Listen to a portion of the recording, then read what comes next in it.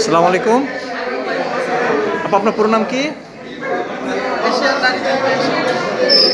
পুরো নাম কি আপনার?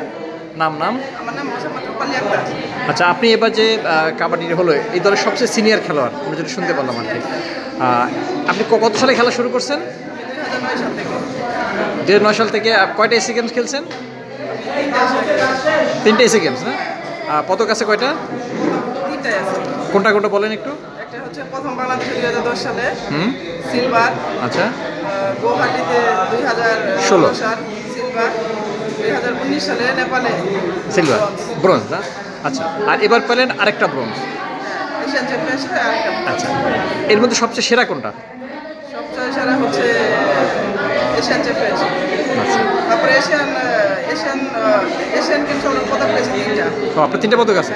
2010 সালে এশিয়ান গুয়াংজু। 2014 সালে এশিয়ান গেমস ইনচন, কোরিয়া। দুইটা। হুম। আচ্ছা, তা আপনি আপনার দেশের বাড়ি কোথায়? আমার দেশের বাড়ি হচ্ছে জামালপুর। কোন বাহিনীর চাকরি করেন? Answer BD, Bangladesh Ansar BD. কত সাল থেকে আছেন? আনসারে? আনসার বিডিতে 2011 সাল থেকে আছি। আচ্ছা, আনসারে তো অনেকগুলো খেলা খেলতে হয়, আমরা যেটুকু জানি আর কি। আর কোন কোন খেলা খেলতেন আপনি? আমি আনসার বিডিতে আমি কাবাডি অনেক ভালোবাসি। আনসার বিডিতে তাও ওই ডগ বল, তারপরে হচ্ছে রক বল, এগুলা খেলি। সবচেয়ে বেশি ফেভারিট খেলা হচ্ছে আমার কাবাডি। আর আরও সব নাকি হ্যান্ডবল খেলে, এই খেলা আর খেলা কুস্তি, জুডো, ওগুলো কোনো খেলছেন? না, ওগুলো কোনো খেলা খেলি না। আচ্ছা, ওই বাকি যে খেলাগুলোকে যে এর মধ্যে সাফল্য কোনগুলোতে আছে? সাফল্য কাবাডিতে আছে। অন্যগুলোতে সাফল্য নাই না? ডজ বল? না, ওগুলো খেলি না। তাহলে কাবাডি আমার ফেভারিট। কিন্তু ফেভারিট ন্যাশনাল গেম কাবাডি খেলি। আচ্ছা, ওকে। এখন কথা হলো, একটা তো নিশ্চয়ই কষ্ট আছে, আমরা এসি গেমসে এখনো স্বর্ণ জিততে পারিনি, কিংবা এশিয়ান গেমসে আমরা আসলে ওই রৌপ্য ব্রোঞ্জে আটকে আছে, আর উপরে উঠতে পারিনি। অনেক দিন তো হলো, হয়তো আর কদিন খেলবেন জানি না। নিশ্চয়ই ইচ্ছা আছে একটা স্বর্ণ জিত দিয়ে দেশকে উপহার দিয়ে বিদায় নেওয়ার ব্যাপারটা? আসলে হচ্ছে ইন্ডিয়া তো অনেক বড় দেশ, 28টি প্রদেশ, একটা প্রদেশ মোটামুটি বাংলাদেশ। ওদের তো অনেক প্লেয়ার, প্রায় 100 টিমের মতো টিম হবে। ওরা তো একটা প্রদেশের একটা মেয়ে চান্স পায়। আচ্ছা। আমাদের এই বাংলাদেশে প্রায় কয়েকটা জেলে মাত্র কাবাডি খেলি আমরা। হ্যাঁ। ওরা তো অনেক বড় টিম, ওরা অনেক সব জায়গায় মেয়েরা চাকরি করে, রেলওয়ে, পুলিশে, সেনাবাহিনীতে। আর আমাদের মেয়েরা হচ্ছে আমরা আমাদের 5-6 জন চাকরি করে সবাই এটা একটা সমস্যা।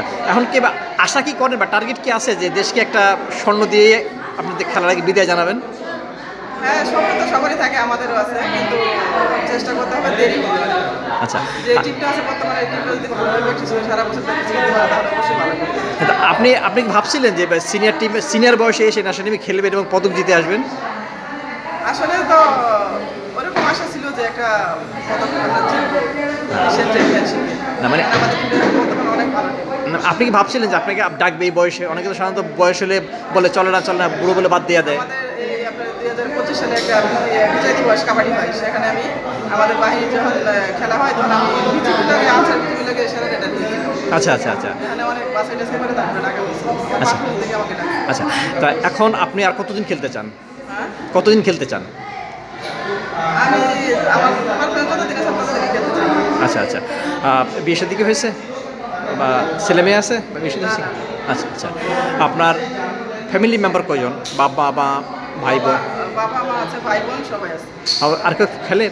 না, আমাদের কোনো টার্গেট খেলি না। আপনি দেশের গর্ব না? হ্যাঁ, দেশের জামালপুরের কথা। ওকে, থ্যাংক ইউ।